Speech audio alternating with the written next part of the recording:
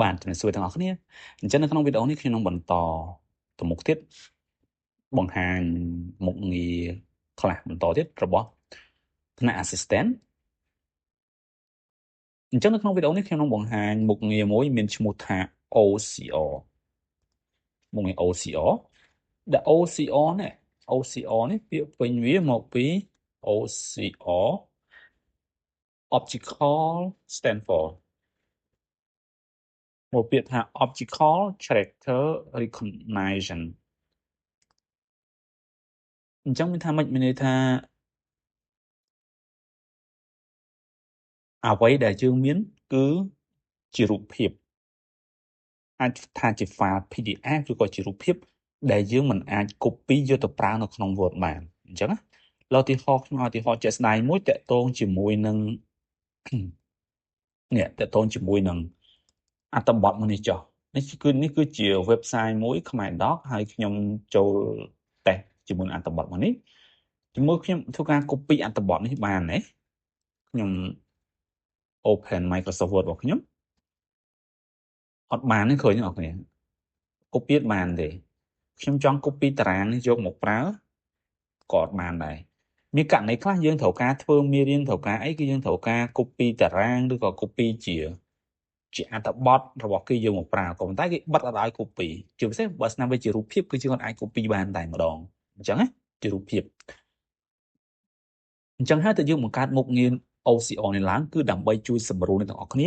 ក្នុងការធ្វើការទាំងអស់ហ្នឹងកុំឲ្យមានបញ្ហាទៀតអញ្ចឹងណាអូខេឥឡូវខ្ញុំលើកឧទាហរណ៍ជាក់ស្ដែងមួយតកតងជាមួយនឹងការប្រើប្រាស់មុខងារ OCR អញ្ចឹងនៅក្នុង OCR របស់យើងគឺមាន7មុខងារគឺយើង scan ជាអត្ថបទជាតារាង table ជា form ជាទម្រង់ form ជា ID card ជា formula ជារូបមន្តជា layout ហើយមួយទៀតគឺជា AI extract សំទោស AI extract កន្លែងនេះមានន័យថាយើងបញ្ចូលជារូបភាពទៅជា file ទៅបន្ទាប់មកយើងប្រាប់ AI ថាយើងចង់ទាញយកផ្នែកណាយើងសរសេររៀបរាប់ប្រាប់វាចំនេះអញ្ចឹងណាអូខេឥឡូវខ្ញុំនឹងបង្ហាញមុខងារខ្លះឥឡូវទាក់ទងជាមួយនឹងការ scan អត្ថបទអញ្ចឹងណាឥឡូវទីអត្ថបទនេះខ្ញុំគេបិទឲ្យ copy ទេត្រូវហើយនេះអត្ថបទនេះគេបិទឲ្យ copy ទេអញ្ចឹងខ្ញុំធ្វើយ៉ាងម៉េចដើម្បីយកវាបានខ្ញុំអាចកាត់វាអញ្ចឹងខ្ញុំប្រើ snipping tool ដើម្បីធ្វើការកាត់វាកាត់មុនហ្នឹងខ្ញុំ copy វាហើយខ្ញុំហាស់វាចូលអញ្ចឹងនេះនៅខាងនេះហាស់វាចូលបន្ទាប់ខ្ញុំ scan វា scan ទៅយើងរងចាំមួយសន្ទុះទៅគឺបានអ្នកឃើញទេមានថាវាទាញមកអញ្ចឹងយើងមានថាយើងបន្ទាប់ពីនេះមកយើងអាច copy វាយកទៅប្រើការនៅក្នុង Word អីបានអញ្ចឹងណាយកទៅប្រើការនៅក្នុង Microsoft Word បានអញ្ចឹងនេះគឺជាអត្ថបទតូចមួយទេប៉ុន្តែបើស្នាជាយើងមានអត្ថបទច្រើនរាប់រយរាប់ពាន់ទំព័រអញ្ចឹងយើងអត់អាចអង្គុយសរសេរឡើងវិញបានទេគឺយើងអាចប្រើបច្ចេកទេស OCR គឺដើម្បីធ្វើការបានលឿននិងមានប្រសិទ្ធភាពកាត់បន្ថយកំហុសក៏ប៉ុន្តែវាមានបញ្ហាត្រង់ថាអានេះយើងប្រើបានតែតិចទេត្រូវហើយចុះបើស្នាជាមានរូបមន្តបែបនេះមានរូបមន្តមានជាតារាងមានជាអីទៅតើយើងអាចធ្វើ OCR បានអត់អញ្ចឹងនៅក្នុង OCR picture គាត់អាចធ្វើបានទេជិតតងជាមួយតារាងតងអីហ្នឹងគឺយើងធ្វើអត់បានទេអញ្ចឹងនៅក្នុង OCR របស់យើងកន្លែងនេះគឺយើងមានមុខងារដើម្បីឲ្យគាត់ scan ជាតារាងយកទៅប្រើតែម្ដងអញ្ចឹងគឺជាតារាងមែនទេយើងអត់ចាំបាច់ត្រូវចំណាយពេលទៅសាងសង់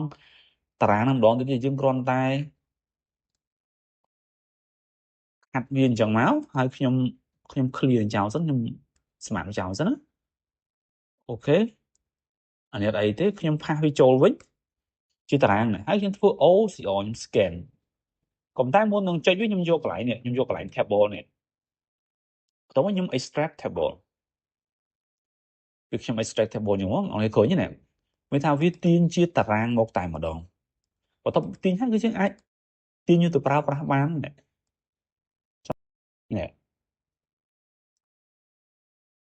ឃើញទេទាញប្រើប្រាស់បានយើងបន្តយកទៅហាត់ចូលកន្លែងផ្នែកណាមួយនៃអត្ថបទយើងក៏បានដែរអញ្ចឹងណាអូខេ Chẳng tệ tôn chỉ mùi tà ráng có dương bàn này hỏi form mình ở hành thế tệ tôn chỉ mùi form tệ tôn chỉ mùi ID card như thao với cái scan nó ID card vậy mua lo nhom ban spy đọc ok choบอกខ្ញុំ save វាជាអីខ្ញុំ save វាជារូបភាពចុះលើខ្ញុំ save វា save as image ហើយខ្ញុំដាក់វានៅក្នុងអាហ្នឹងអូខេបន្ទាប់មកខ្ញុំអាច upload វាចូលបាននេះ upload ចូលមកនេះហើយខ្ញុំ scan វានេះវាចាប់មកនេះឃើញទេ document number លេខប្រមាណឈ្មោះ surname នាមនាមតកូលនាមខ្លួនអញ្ចឹងណាថ្ងៃខែឆ្នាំកំណត់គឺវាចាប់មកឲ្យយើងតែម្ដងអញ្ចឹងសម្រាប់អ្នកគាត់ប្រើការធ្វើការជាមួយនឹងកម្មវិធីផ្សេងៗគឺគាត់អាច copy អាហ្នឹងយកទៅប្រើប្រាស់តែម្ដងអញ្ចឹងណាអូខេមួយតើតូនជាមួយនឹង formula កន្លែងនេះគឺជាបញ្ហាច្រើនដែលប្រើតែជួបបញ្ហាដូចជាអ្នកធ្វើការឬក៏លោកគ្រូអ្នកគ្រូដែលគាត់ត្រូវការលក្ខណៈថារៀបចំជាឯកសារដើម្បីបង្រៀនសិស្សអញ្ចឹងគាត់ស្វែងរកឯកសារពីបរទេសអញ្ចឹងចុះអញ្ចឹងឯកសារគឺជារូបភាពឬក៏ជា file PDF ជាគាត់អាច copy បានយើងត្រូវការសរសេរឡើងវិញអញ្ចឹងវាត្រូវការពេលវេលាយូរអញ្ចឹងអានេះជាមុខងារហ្នឹងឥឡូវខ្ញុំឧទាហរណ៍មួយនៅក្នុងគណិតវិទ្យាថ្នាក់ទី12នេះ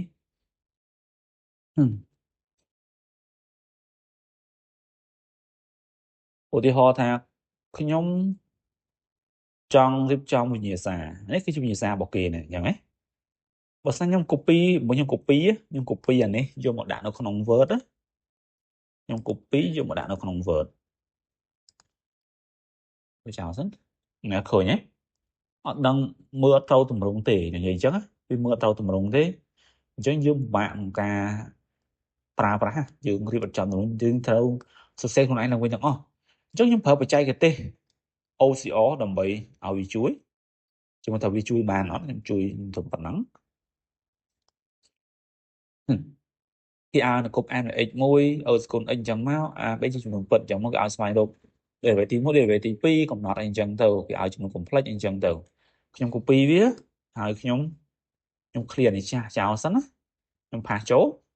ហើយខ្ញុំចុច formula កន្លែងនេះហើយចាប់ដល់ scan វាខ្ញុំ scan វាអូខេ